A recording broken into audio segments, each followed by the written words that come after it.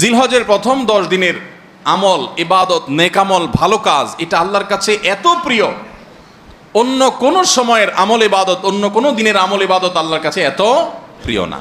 আমরা কোরআন এবং হাদিসের আলোকে 11টি আমলের কথা বলতে পারি।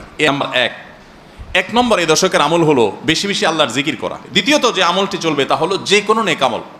3 নম্বর এই দশকের করণীয় হলো সকল গুনাহ থেকে অন্য সময়ের চাইতে এই সময়টাতে বেঁচে থাকার জন্য বেশি সচেষ্ট থাকা। 4 নম্বর আমল হলো যাদেরকে আল্লাহ তাআলা সামর্থ্য দিয়েছেন তারা হজ করবেন।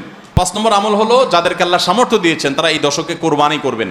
6 নম্বর হলো যাদের কোরবানি করার ইচ্ছা আছে তারা জিলহজের চাঁদ ওঠার আগে আগে জিলকদ মাসের শেষ দিনের মধ্যে তাদের হাতের নখ, চুল, গোফ, অবাঞ্ছিত লোম এগুলো সব কেটে পরিষ্কার করে ফেলবেন। 7 নম্বর আমল হলো এই দশকে বেশি বেশি তাকবীর পাঠ করা। 8 নম্বর আমল হলো এই তাকবীরটাই নির্দিষ্ট সময় নির্দিষ্ট দিনগুলোতে বিশেষভাবে পড়া। 9 নম্বর আমল হলো জিলহজের 1 তারিখ থেকে 9 তারিখ পর্যন্ত এই 9 দিনই নফল রোজা রাখা। 10 নম্বর আমল হলো স্পেশালি বিশেষভাবে আরাফার দিনে অর্থাৎ জিলহজের 9 তারিখে রোজা রাখা। 11 নম্বর আমল হলো ঈদুল আজহার সমস্ত সুন্নাতগুলো আমল করা।